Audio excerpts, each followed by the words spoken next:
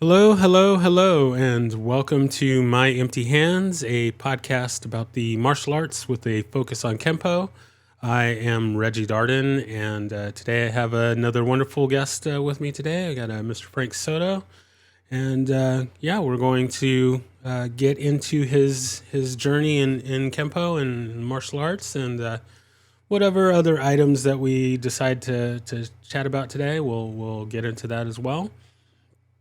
So I usually kick things off with just giving a quick rundown of my background.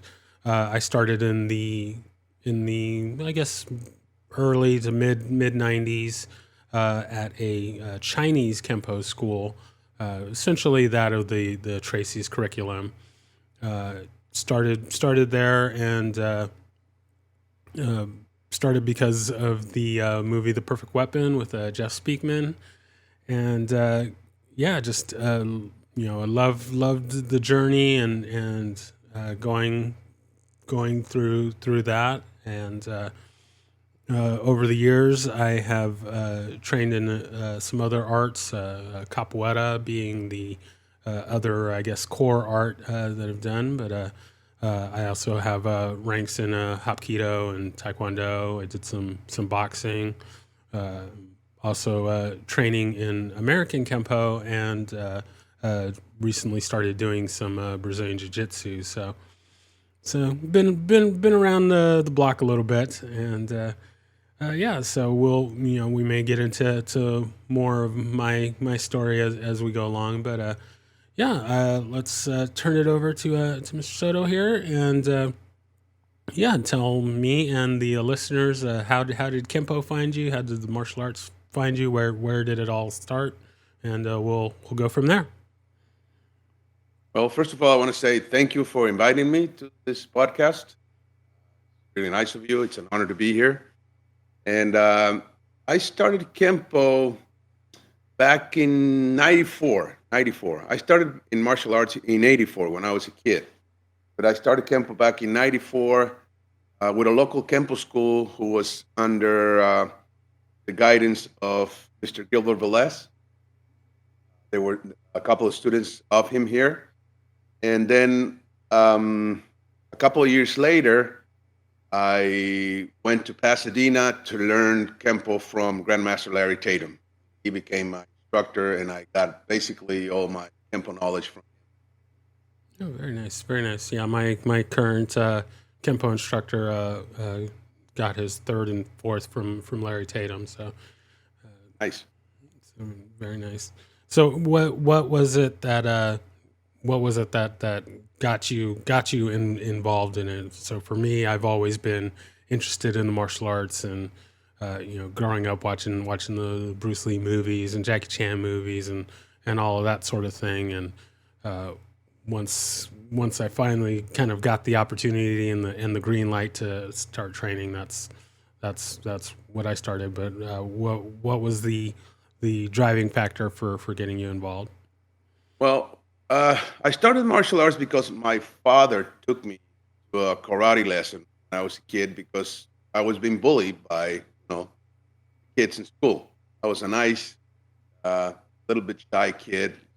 That's why I started it. But my, I guess we all have a martial arts role model or kind of a hero, right? For me, it wasn't Bruce Lee. It was actually the old Kung Fu TV series with Bai Chan Kane.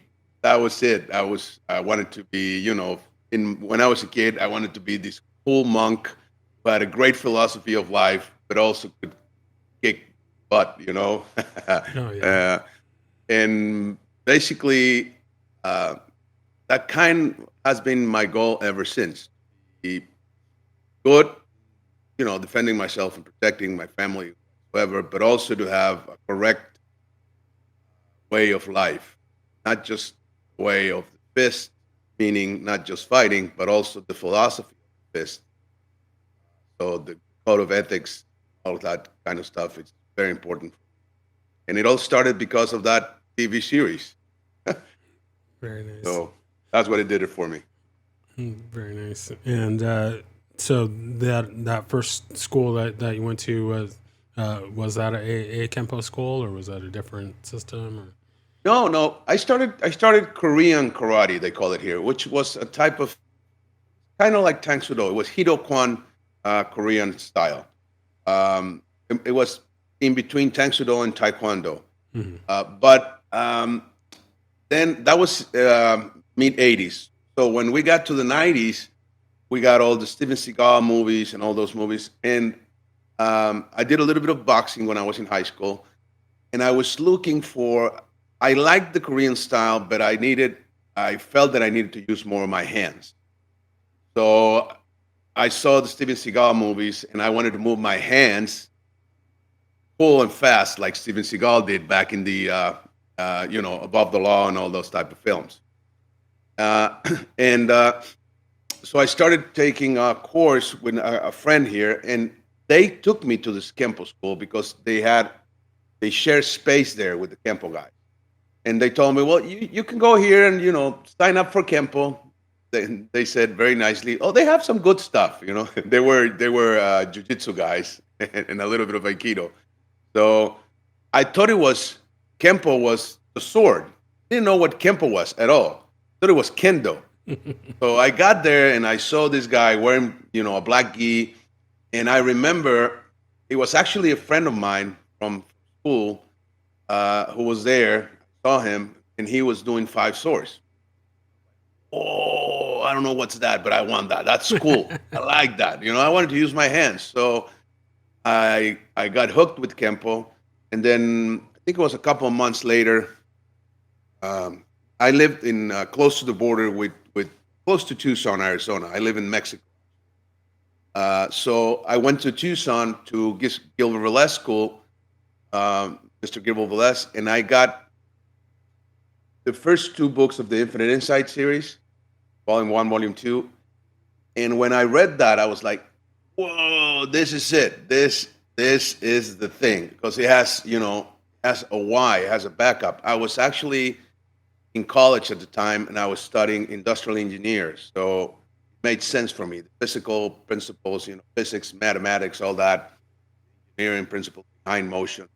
So that's why I guess Kempo became a calling. And eventually I dropped school to go to Pasadena to learn from the man, from Larry, which for me was the top Kempo instructor at the time.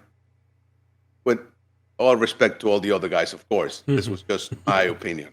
Uh, and and I went to him because I got a hold of one of his when Kempo strikes Panther production videos Oh called yeah. the old VHS, Oh yeah. and I saw him move, and I was like, "Whoa, this is the guy. This is it. I want to learn from this man." So I went to Pasadena, and I actually stayed there for a while. It was a little over a year back in 97, 98. By the time I got there, I was already a brown belt, so I got my black belt, and I came back here and opened up my studio, made Kempo not just a profession, but my way of life. Very nice. Very nice. I like that. Now, did you always want to get into the teaching side of it, or did that come later? Or No, at the beginning, I just wanted to learn. Like I said, I was in college. I was studying to become an engineer, so I was thinking about way different type of profession, right? The regular type, I guess, the standard one. You go to college, you graduate, and then you go to work. Uh, but when I got a hold of Kempo, just it touched me. It touched me. I guess it sounds a little bit corny, but it touched my spirit basically. It moved me from the inside, and I knew I had to pursue it. And then um, when I saw what it was all about, when I got the books, when I met Mr. Tatum, I started teaching. I wanted to teach. Then it just became a way of life.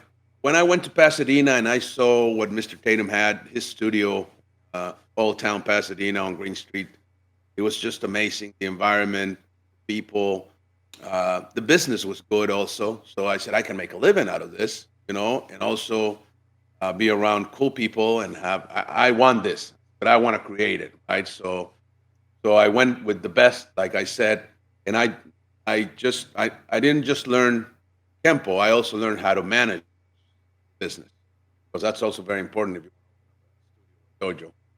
So I did that. I basically managed Mr. Tatum's studio for a while because I wanted to learn. I didn't. It wasn't like a regular or a title position. I just wanted to learn. So I tried to take care of everything while I was there to learn. And by the time I got my black belt, I felt I was ready. So I came back here and opened up a studio, and I did very good actually.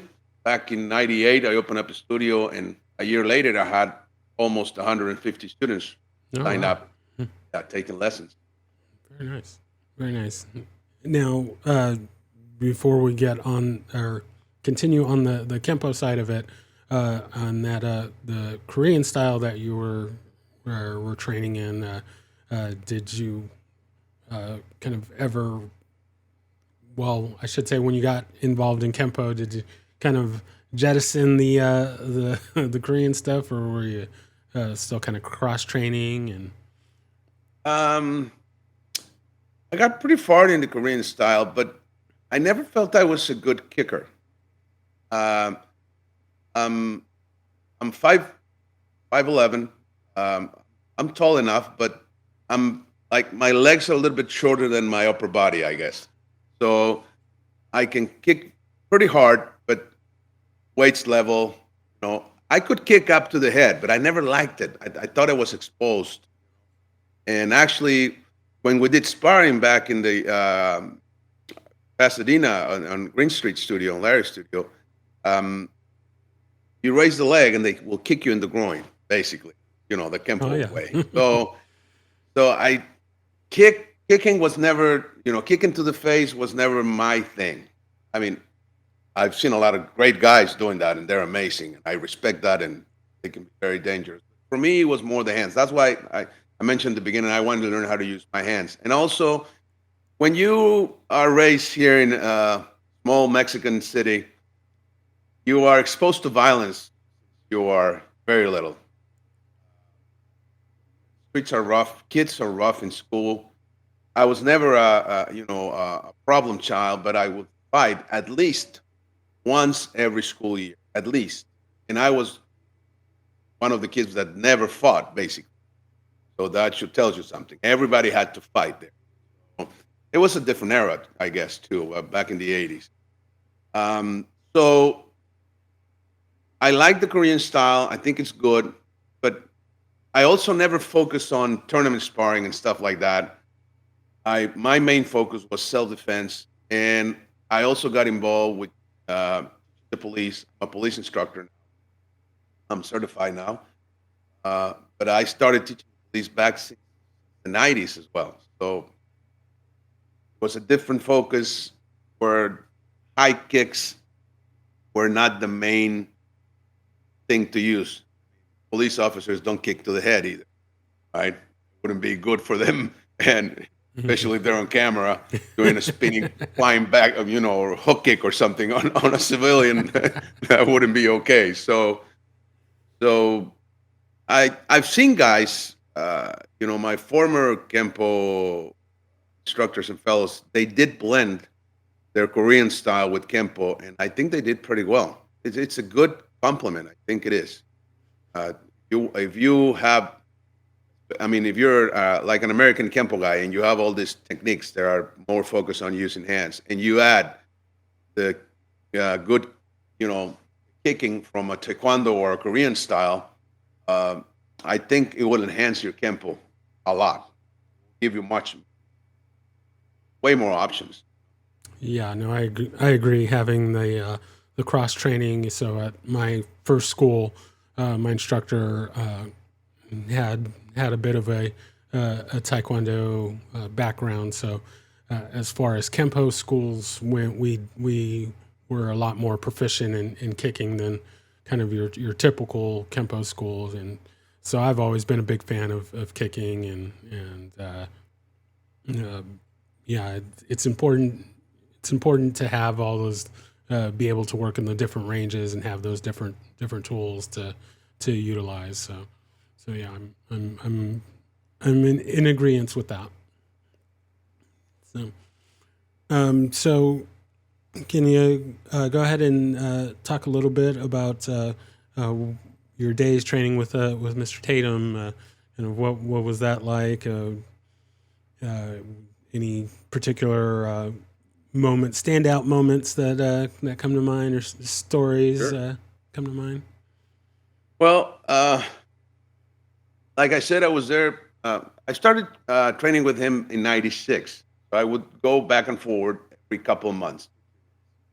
Then by May of '97, I stayed there. Tatum said, "Why don't you stay here?" I said, cool. I was in college, so it was the end of May. We had like or summer vacation, whatever, in college. So I went there to stay for the summer. And while I was there, he said, "Well, you should stay here." Yes, yes. So I went back home and told my parents, I'm out of college. My dad didn't took it very well, but I did. And one of the things that I did is I struck a good deal with Mr. Tatum because when I was there for summer, for summertime, said, "Come here, I'll help you out and I'll give you $100 a week." This was back in '97, right? And so I saved some money. Said, "Wow, I mean, I was paying for tuition, right? I was paying for lessons." But then he said, "You can come here, help me teach," because he had a lot of instructors under him teaching at the studio, and I will pay you some money. So I saved some money. So I got there and stayed there for almost 2 months.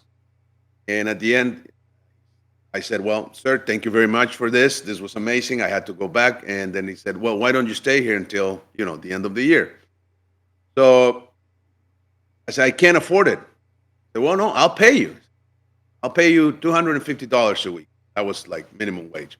I said, "Cool, yeah, but I was bold. Like I said, "But yes, but I'll do it if you include me in my payment, one private lesson with you, an hour lesson a week." And he put on a big smile and said, "Okay, I'll do that."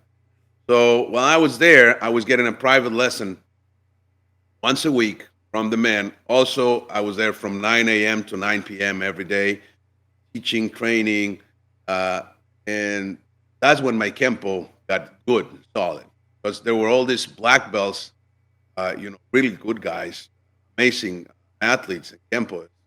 Remember, William Glenn was there, Michael Bagwell was there, Clyde O'Brien was there. Let's see, Jennifer Chang, Cliff Seminario, James Leonard, um, Manny Shikarchi, Scott Higgins was there. So all these guys were, some of them were at my level, most of them were higher belts. They helped me a lot. We used to run, tempo cards, so run the techniques, and also did a lot of sparring, and it was really good. And every Wednesday we had an advanced class with Mr. Tatum. Also, the advanced class was tough. I remember, you know, uh, every Wednesday the group class will start at 7 p.m. 7. Uh, and then at 7:30, Mr. Tatum will split the class and leave the beginners in one side of the studio and the advanced on the other side. So every Wednesday around 6:30, we will sit on the bench there at the studio, and I'm tired, man.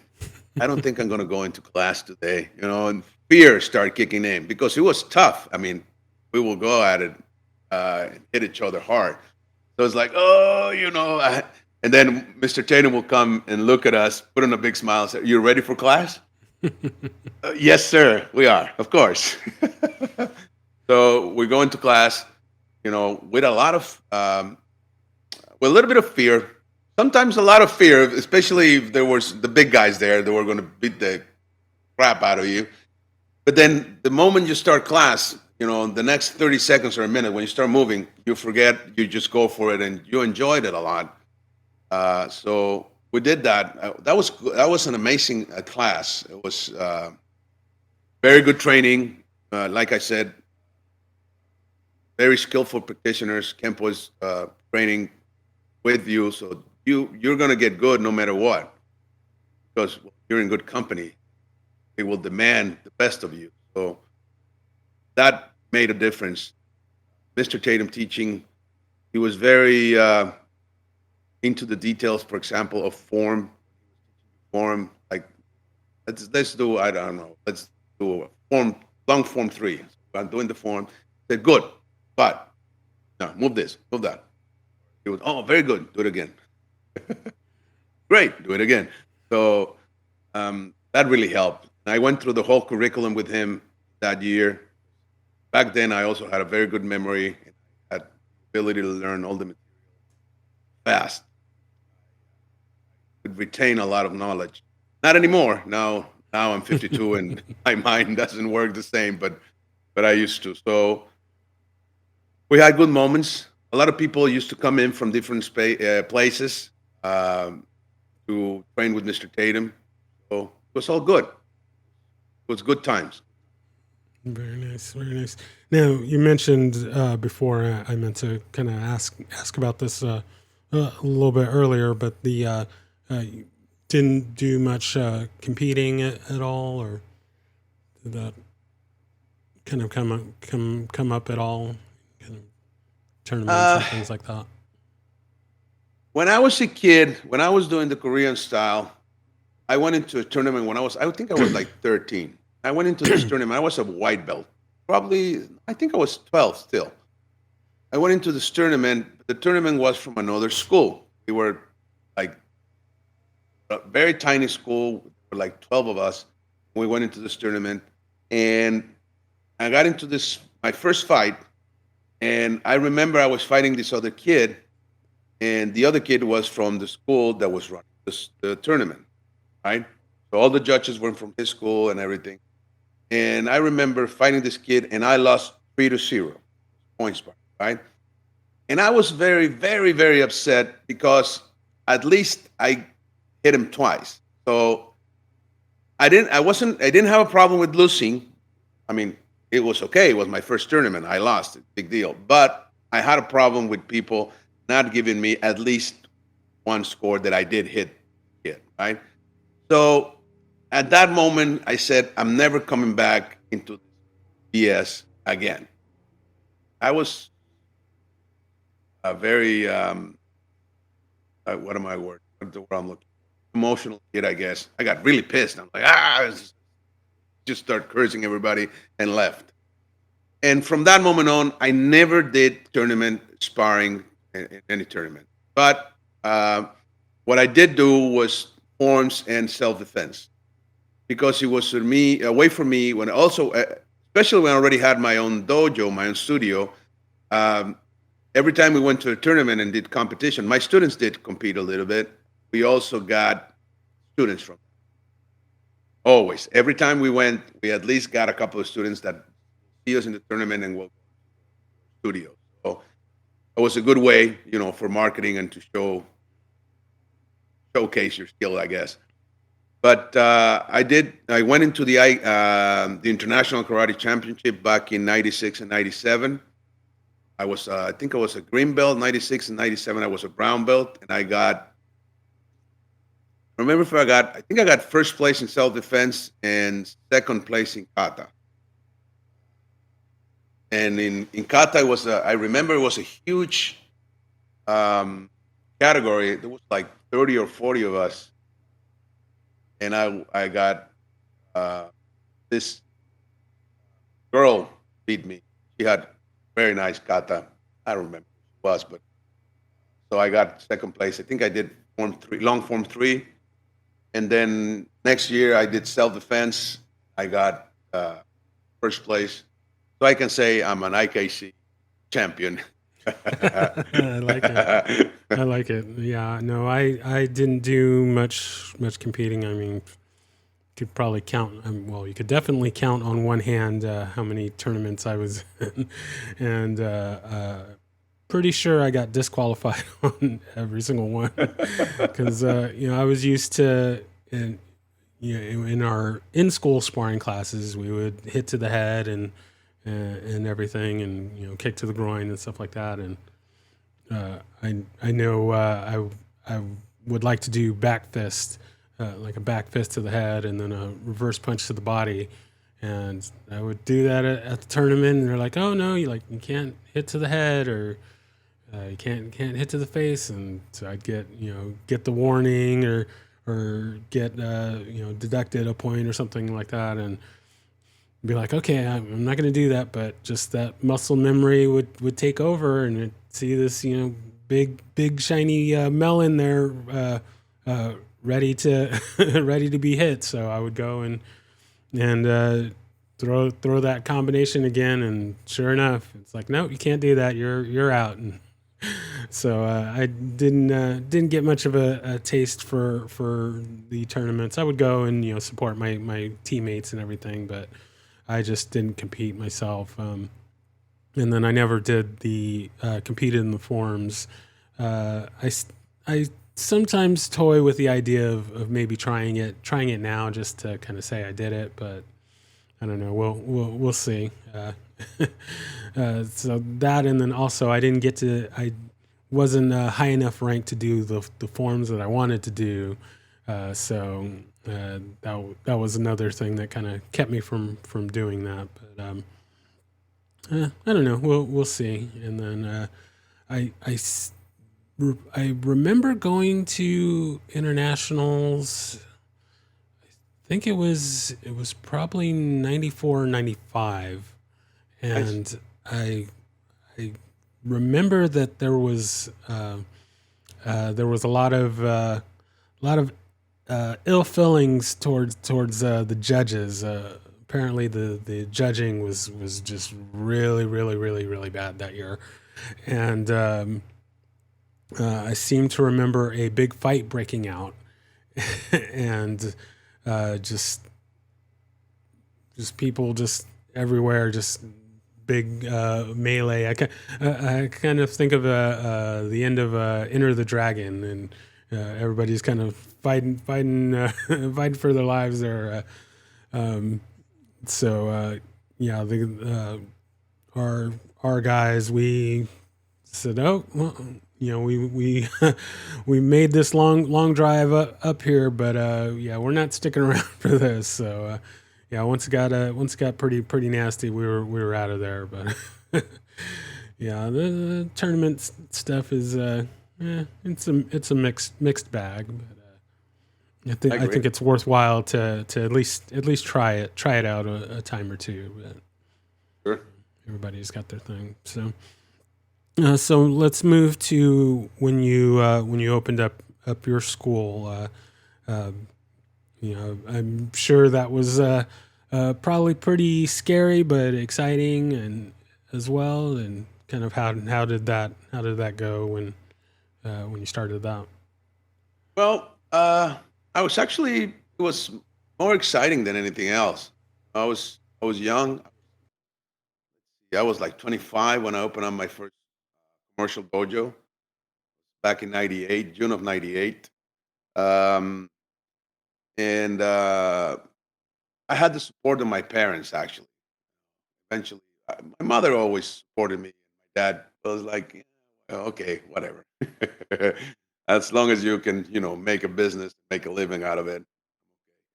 So I opened the studio up, and like I said, I did very well. Did a lot of promotion back in the days, Yellow Pages, local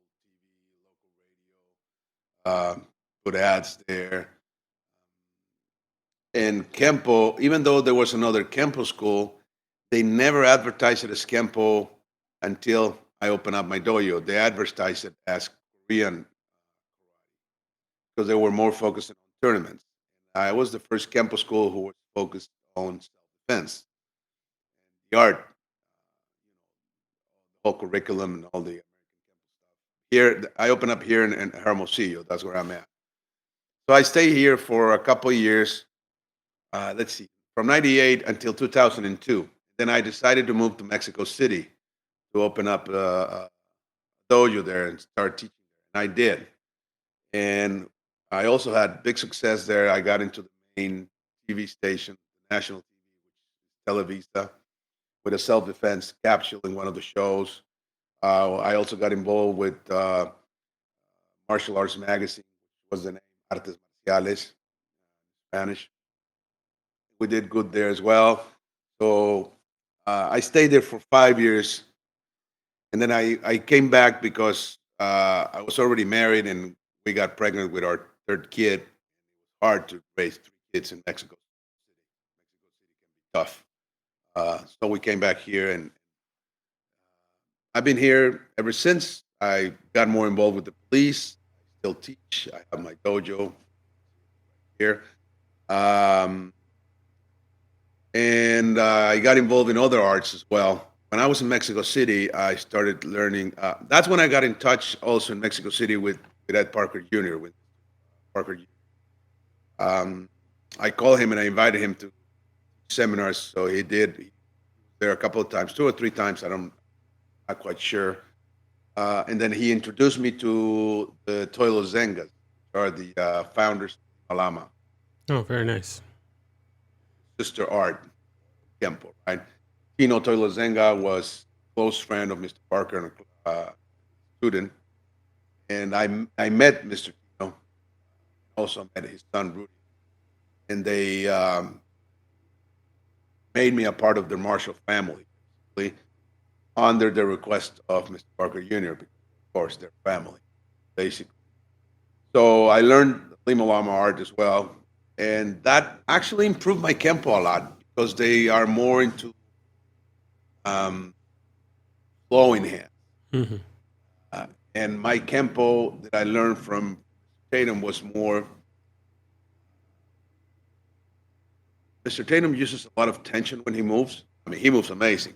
He's the man. But um, that was hurting a little bit my joints. I had some arthritis problem back then.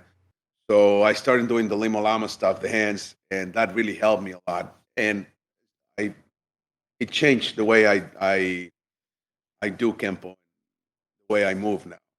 And also I got involved with Ed Parker Jr. and I created my thesis, which is the Kinetica program.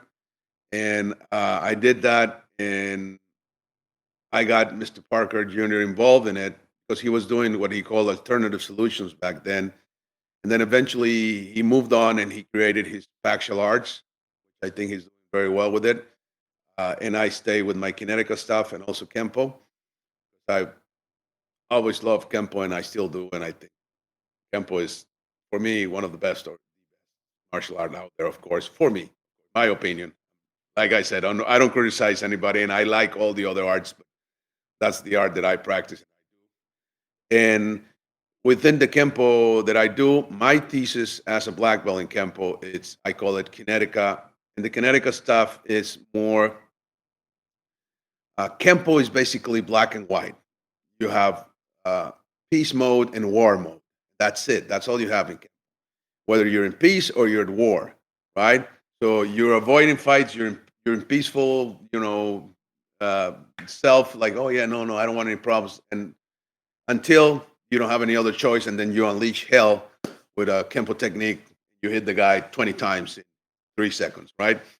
So uh, with Kinetica, I started exploring Kinetica under the idea of passive Kempo of Mr. Parker Jr. And then from there, I also got to study a little bit of the Russian Sistema stuff. I think there's a lot of value in some of that stuff. Also the Lima Lama stuff, and also the use of force, because I was learning police tactics, and all of that goes into what I teach. And the main difference with my thesis in Kempo is that with Kinetica you can explore the shades of gray, meaning you're not using Kempo, whether people like it or not. Kempo is based upon the use of violence, basically, because it's an ancient art. It comes from the Chinese that went into the Japanese. The Japanese had it for 800 years, and then it came to America under the hand of James Masayoshi Mitose, then William Chow, then Mr. Parker. Uh, and the Tracy's learned from Mr. Parker, and so on. So Kempo, it's based upon the use of violence, right? That's why there's only black and white, because back in the days, back in the 1600s or the 1500s in Japan, that's where Kempo was from. Uh, they didn't have this, I'm gonna be nice to you. I'm gonna just put on some handcuffs or whatever. If you encounter a thing like this, you had to survive. So it was kill or be killed, basically. That's what it was, right? So I'm not saying Kempo is like that today, but it's still the foundation. Foundation of the art is the use of violence. Of course, it has to be controlled violence, and that's why you need to have a code of ethics, and you need to be, you know, if not a good person, you need to be a correct, with a good sense of justice, basically. That's why the creed of Kempo, I come to you with only karate empty hands, right? Uh, but when I did the Kinetica stuff, I said, well, I cannot use that model here, especially when I teach the police or civilians, because if you apply a technique, you have the risk of exceeding your legit right for defending yourself, go into excessive defense, right, or excessive force, and you will get in problems with the law. So you use the model of the use of force, which is based upon principles, the principles of legality, necessity, um, accountability, and proportionality, right? And you use that model. So instead of using violence in Kinetica, we use force, use of force, right? We use that model. I mean, a civilian is not allowed to use force. That's exclusive for law enforcement. But if you use the model, you apply it to self defense, then you can have a way of defending yourself in a different. You're escalating, right? Instead of black and white, now you have those shades of grays. That's very important when you're going to teach self defense to a civilian in a responsible way. Because, I heard this saying that a lot of people always say this, that it's better to be uh, judged by 12 than to be carried by 6, right? You heard that, of course. So I don't believe in just two options. That's still black and white, right? You're you're judged by 12, so your jury is 12, or you're carried by 6, you're coffin, right? So you die or you go to jail. That's still black and white thinking. That's the way violence thinks, or a man who's in a survival mode, a fight or flight mode, thinks that way. But if you go beyond the fight or flight mode and you start, you know, your training and you become more strategic and more tactical in a way, then you'll see that there are more options. But you need to create those options. Okay, what if I'm not, you know, I don't have to go to court and I'm not going to die and I can create another option for me to defend myself? Well, that's the logic behind my thesis of Kinetica. I still apply a lot of the Kempo stuff, but I apply it in a different scenario because it's not always a life or death situation. Actually, if you go into the statistics, you're going to realize that most of the stuff that you're going to encounter are not life or death. Maybe once in your lifetime will you be in a life or death situation.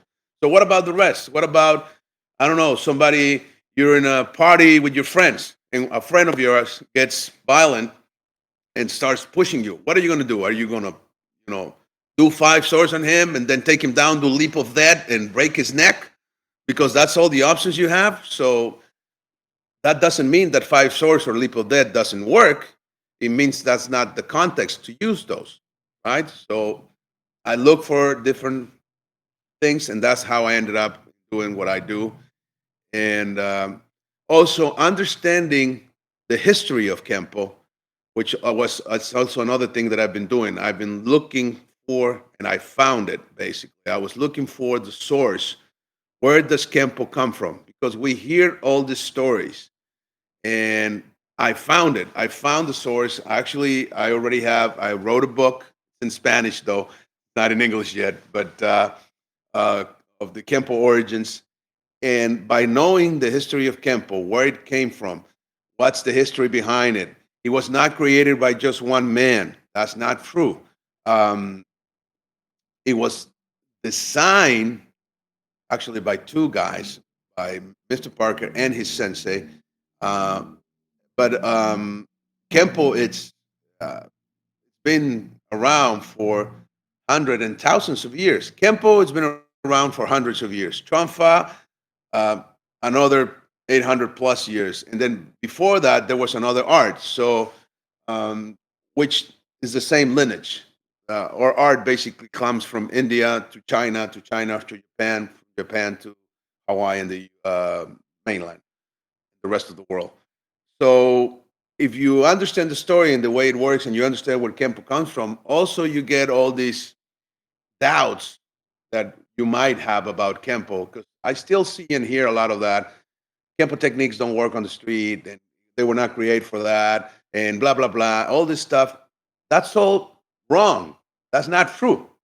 Kempo works amazingly. It's designed for battle, not just for the street. It's designed for survival and for battle.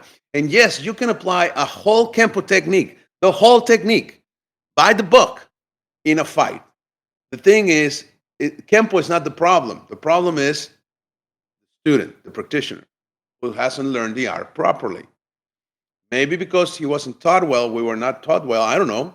Maybe because you didn't train well, right? But instead of blaming the art, which I did for a while, I got to confess.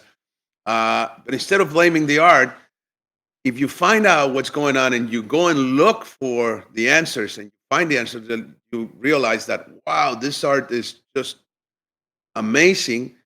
And if you're not making it work, then you better train harder, train properly, and focus on making it work. And it will work for you, because it's, for me, is the most effective, potentially effective, because it depends on the student, of course, uh, science of combat, or combat science in any art form or any martial art that we have access to right now.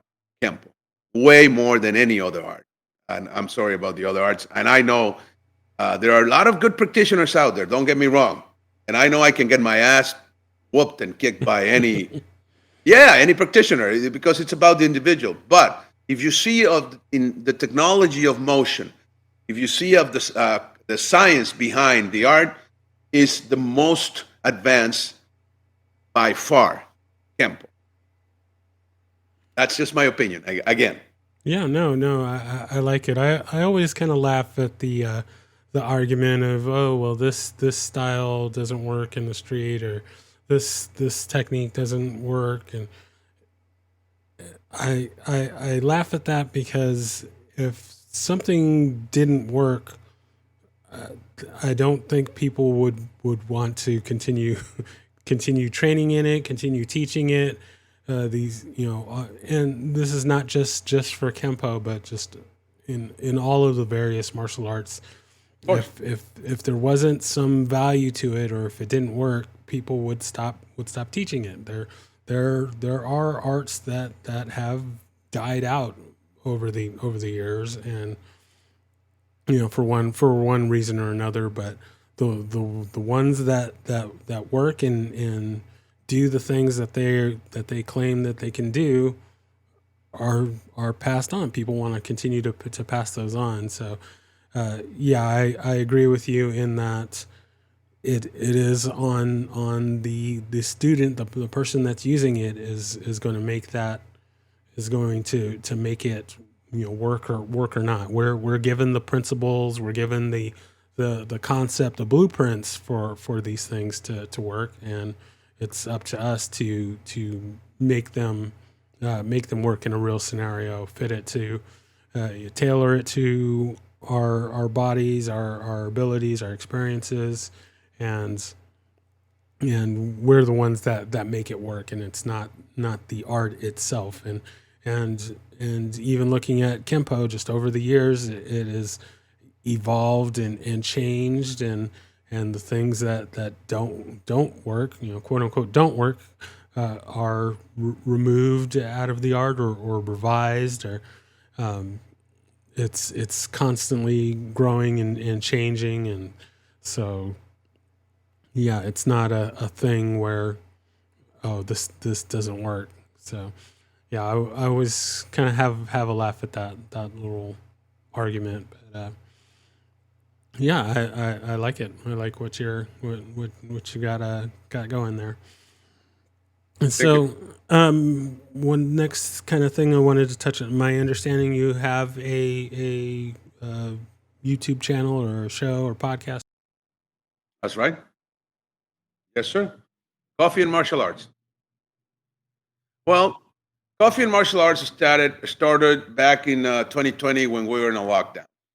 Basically, before that, I did YouTube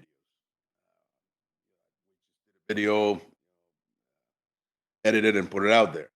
But then in 2020, when we were in a lockdown, one day I was teaching at the police academy. The next day I was out of a job, basically home sitting down. I'm like, what the heck? What am I going to do now? Right? And I think it was a month, maybe a couple of months into the pandemic and the lockdown.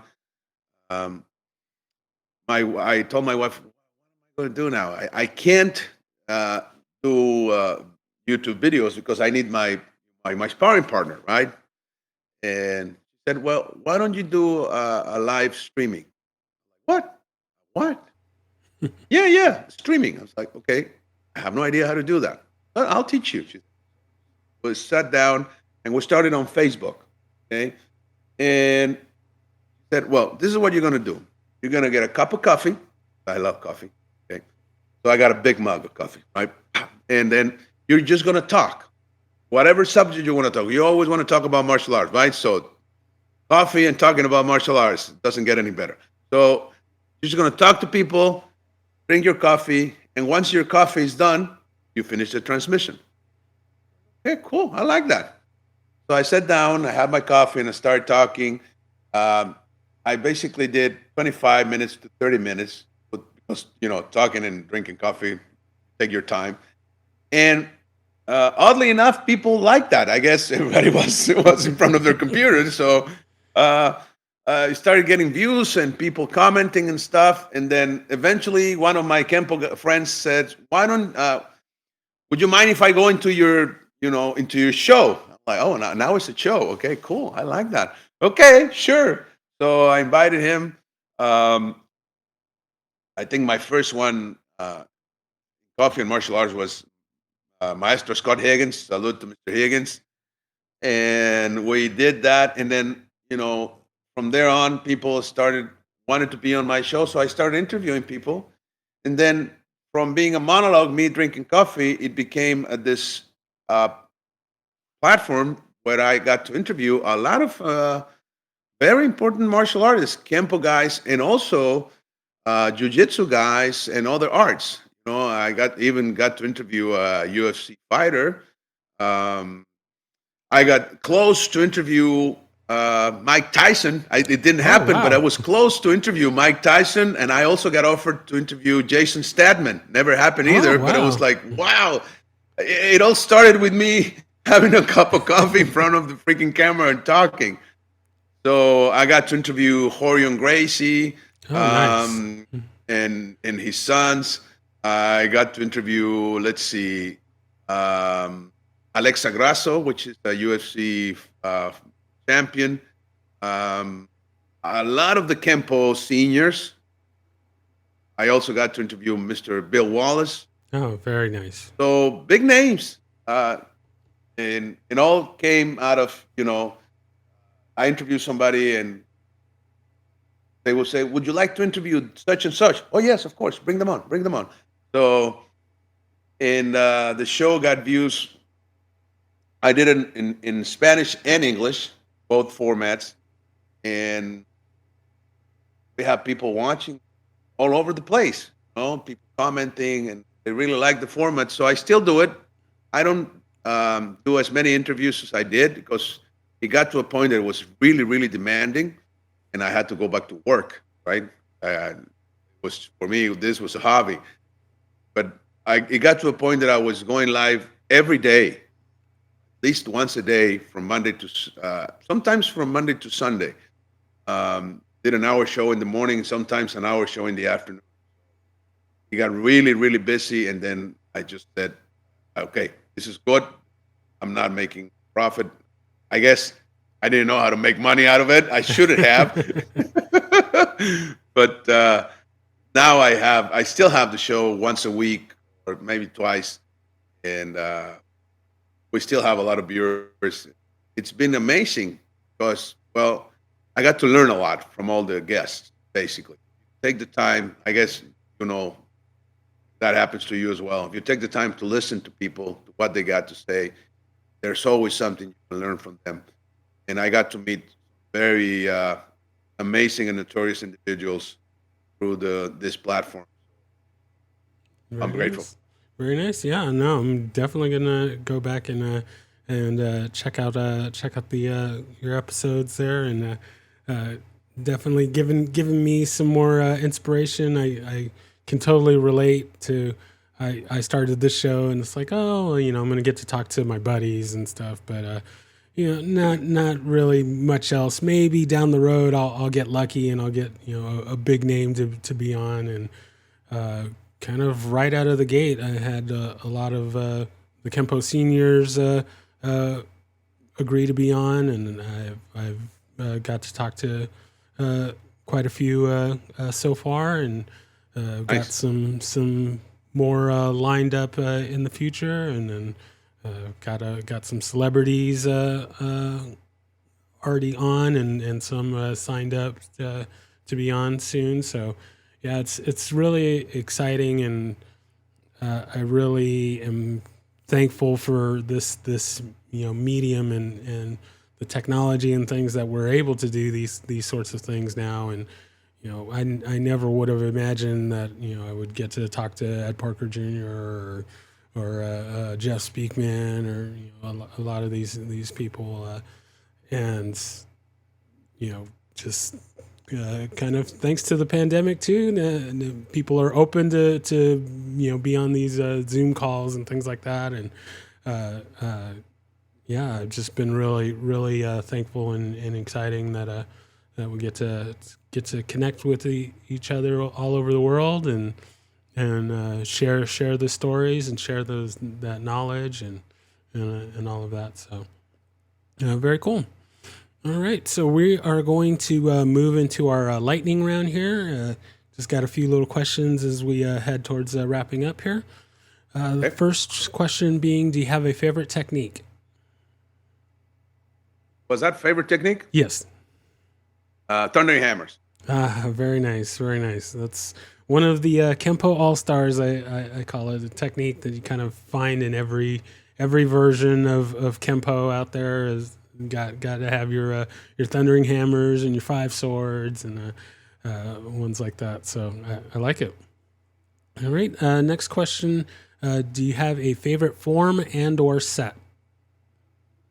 Favorite form 5. Yeah, very nice. And set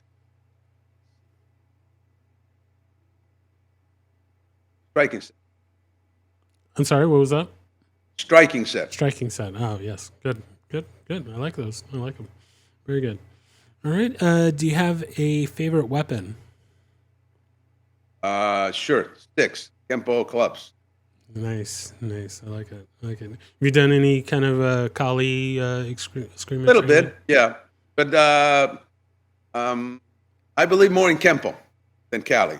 Okay. It's different. It's not the same. I think Kenpo still ought to explore there, but can be even more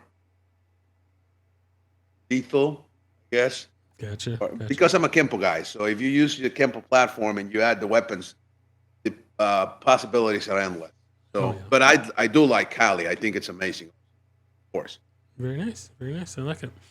All right. The next question is if there is anyone that you could train with, living or dead, fictional or non-fictional, besides Ed Parker, who would that be? Okay. Mr. Parker, Japanese sensei named Shon Komatsu. That's his name. That's in my book, actually. That's the guy I would have loved to meet. He's gone now. Love to meet. Very nice. Very nice. I like it.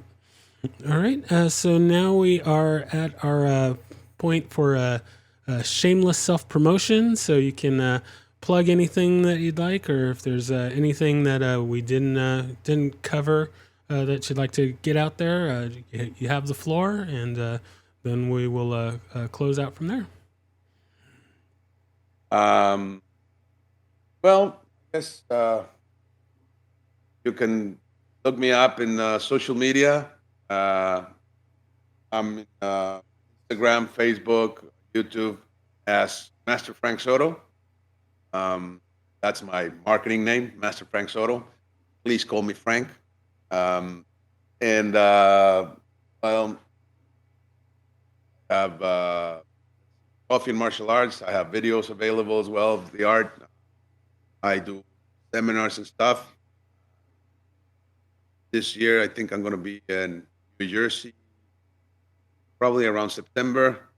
Going to Europe, to Belgium and Germany in October. Going down to Chile in November. Much it. I think I have some national travels here in Mexico, students. And when I get my book in English, I will put it in Amazon in a digital format so people can buy it. Kempo Origins. 3 series. I just finished my first book and it's already published. And I have 2 more to go. And it's about the history, the untold, one of side of the history that hasn't been. I have to say this: every time that more information comes out, it doesn't invalidate the previous one. It complements, because history, it's like a huge river with a lot of fishes in it.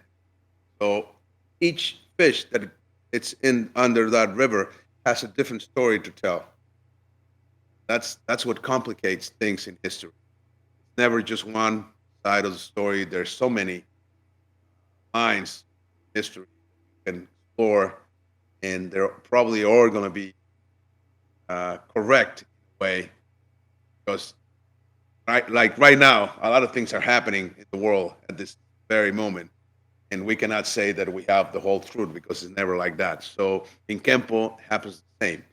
So there's a side of Kempo, the history of the art, the way that the curriculum was created. There's a story, part of the history and the story of Mr. Parker that hasn't been told. It's building on this book. I have an anonymous source that gave me all this information. I wasn't there. Please don't kill the messenger. So I'm just the one putting it out there. But I think I did the book because I think a lot of people can benefit from it, as I did. Benefit a lot from this book, from this information, basically. That's why I put it in a book. It changed the way I perceive Kenpo. Gave me clarity of mind that I needed. Calmed my heart and my soul, because I was troubled for a while with the art and the origins. This doesn't work. This doesn't that all that. Yes, was in my head. It's gone now, because knowing where it comes from, knowing what it's based upon, knowing that the Kempo techniques are hundreds, some of them thousands of years old. They were not created back in the 60s. That's not true. Some of them were formulated. But it's not the same. To formulate a technique is not the same that creating a technique. Like, for example, let me just add this. Technique 5 source, it has been around Kempo and Chonfa for over 2,000 years, with a different name, same technique. So, and it's being used in battle for many, many occasions. That's why Kempoists love this technique. They don't know why. We don't know why, but we love 5 source, right? Everybody loves 5 source. Well, that's because 5 source has over 90% of success statistic behind it. 90% of effectiveness. So if you use five swords in a fight properly, we'll have more than 90% rate of success applying that technique. And that's in statistics. That's the way Kempo was created. It is based upon statistics of hundreds of years old, numbers behind it. The fact that we don't know them doesn't mean that they didn't exist. So basically, that's what it is. And I also wanted to thank you, sir. Thank you so much for this. I hope you have way more success than you're already having. I wish you the best. I know you're in a great journey because I'm in the same path in a parallel history. See it? I'm another fish in the river, doing my thing. So thank you again, and thank you for all the listeners. I hope this message helps a little bit. I wish you the best, everybody that's listening. All right. Well, yes, thank you so much for being on. I can't wait to get this out to everyone to hear. And yeah, I'll make sure to put links and everything for all your channels and stuff and what you're doing in the show notes. And yeah, just thank you again for taking the time to tell me your story. And we'll close out for today. Thank you. Thank you, sir. Good day. Thank you for listening to My Empty Hands. If you enjoyed the show, please share it with a friend. If you didn't enjoy it, please share it with an enemy. If you'd like to be a guest, or if you would like to recommend a guest for the show, please email me at podcast@talkingkempo.com. Thank you.